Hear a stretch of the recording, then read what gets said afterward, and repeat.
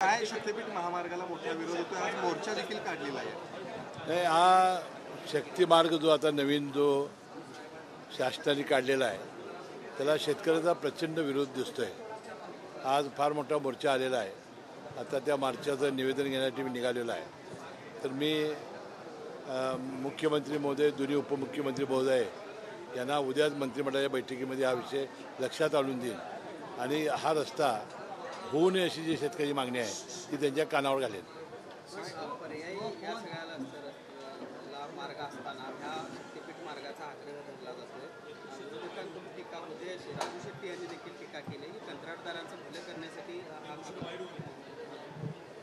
नाही, आता प्रश्न आहे की या रस्त्याला जो शेतकऱ्याचा विरोध आहे तो शासनाच्या लक्षात आणून देणं आणि हा रस्ता होऊ नये यासाठी मुख्यमंत्री आणि दोन्ही उपमुख्यमंत्र्यांच्या कानावर घालणं आणि ते लक्षात आणून देणं हे काम मी करेन।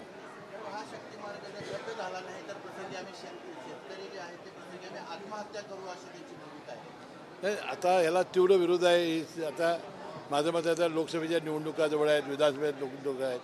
शासनाने यासाठी फेरविचार करावा अशी माझी मागणी आहे।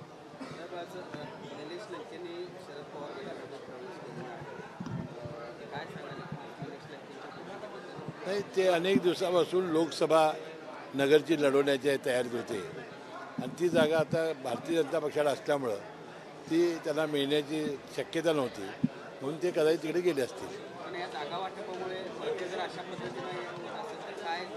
प्रत्येक निवडणुकीत असं होत असतं, माणसं जात असतात, येत असतात, पक्ष तिथंच असतात।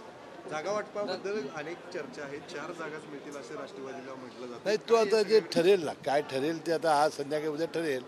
3 जागा मिळेल म्हणून तू आभारी आहे मी तुझा, तू 4 म्हटलास। ए.वाय. पाटील वारंवार विरोधात भूमिका मांडताना दिसत आहेत, काल तुम्ही त्यांचा समाचार देखील मी समाचार घेतला नाही, मी वस्तुस्थिती सांगितली।